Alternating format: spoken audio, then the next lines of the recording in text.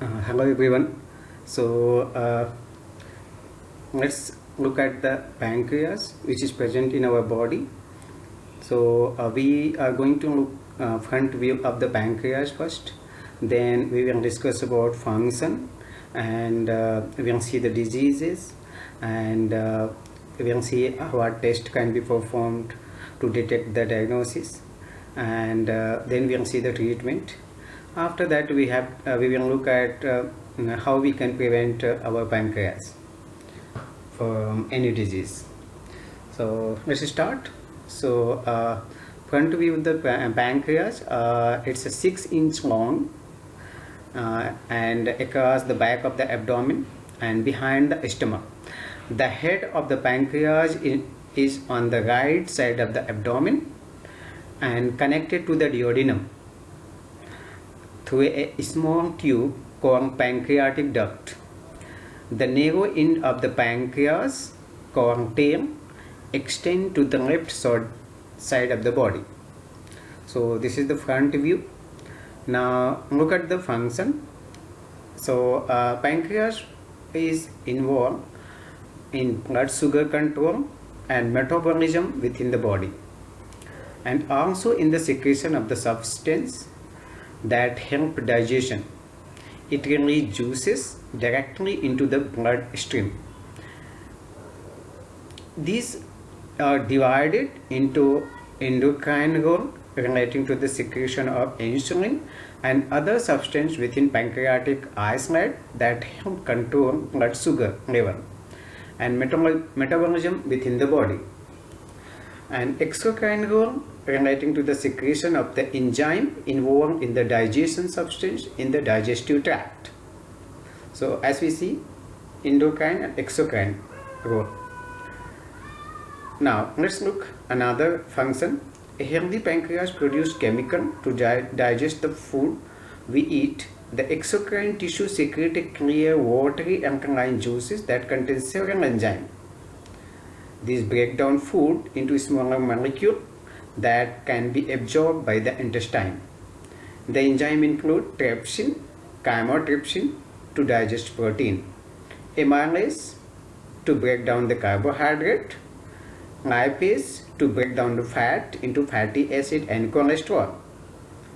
Now, the endocrine portion are isolates of Langerhans secrete insulin and other hormones. Pancreatic beta cells release insulin when blood level rise. Insulin moves glucose from the blood into muscle, other tissue for use as energy, help the liver absorb glucose, storing the glycogen in case of body needing energy during stress or exercise. Now, when blood sugar falls, pancreatic alpha cells release the hormone that is called glucagon. Glucagon causes glycogen to break down into glucose in the liver. Right? The glucose then enter the bloodstream, restoring blood sugar level to normal. So these are the function of the pancreas. Now let's look at the disease. We can see pancreatic condition. So diabetes type 1, that is, and diabetes type 2, cystic fibrosis, pancreatic cancer, pancreatitis, pancreatic pseudocyst, islet cell tumor, and enlarged pancreas. So let's look one by one. So type 1 diabetes, the body immune system attack and destroy the pancreas insulin production cells. Lifelong insulin injection are required to control blood sugar. That is type 1. Type 2 diabetes is the body become resistant to insulin, cause blood sugar rise.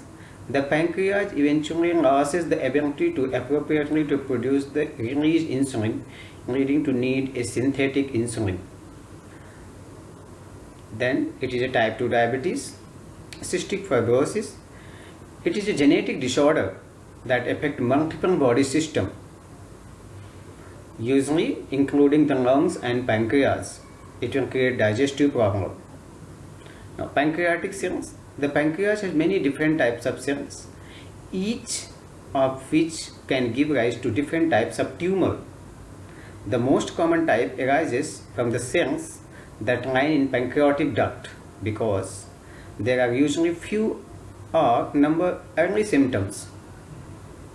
Pancreatic cancer is often advanced by the time of discovered. Now, let's see the pancreatitis. The pancreatitis, it is inflamed and damaged by its own digestive chemical. Pancreatic pseudocyst, it is a fluid-filled cavity called pseudocyst. Now, isolates tumor, a hormone-producing cells of pancreas multiply abnormally, creating a benign and cancerous tumor. Enlarged pancreas. An enlarged pancreas is rare. It may be harmless anatomic abnormality. Now, what is acute pancreatitis? Let's look at the sign and symptoms. It will be upper abdomen pain that radiates to your back, abdomen pain that feels worse after eating, fever, rapid pulse, nausea, vomiting, tenderness when touching the abdomen. Now, let's look at chronic pancreatitis. It's upper abdominal pain, losing weight without trying, smelly stool. Okay. Pancreatitis occurs when digestive enzymes become activated while in pancreas, irritating the cells of your pancreas and causing inflammation. Okay. So these are the conditions which we can see happens in the pancreas. Now, let's look at the test. What kind of test can be performed? Physical examination, again by pressing on the center of the belly. A doctor might check for the massive abdominal pain, masses or abdominal pain. That can also look for the sign of the pancreas condition. CT scan, multiple X-rays can be taken and can find out the disease. MRI can be done. MRCP, magnetic resonance cholangiopancreatography. It's also a MRI focus on the pancreas, liver and bile system. ERCP, endocrine retrograde cholangiopancreatography, using camera and flexible tube advanced from the mouth of the intestine. A doctor can access the area of the pancreatic head. So this is ERCP. Pancreatic biopsy, using needle to take that skin or surgical procedure and small piece of pancreas tissue. Endoscopic ultrasound, that can be done from the sound wave. Amylase and lipase blood test showing elevated level of these pancreatic enzyme can suggest pancreatitis. Sweet chloride test, a painless electric current stimulated that skin to sweat and chloride is measured. People with cystic fibrosis often have sweat chloride level.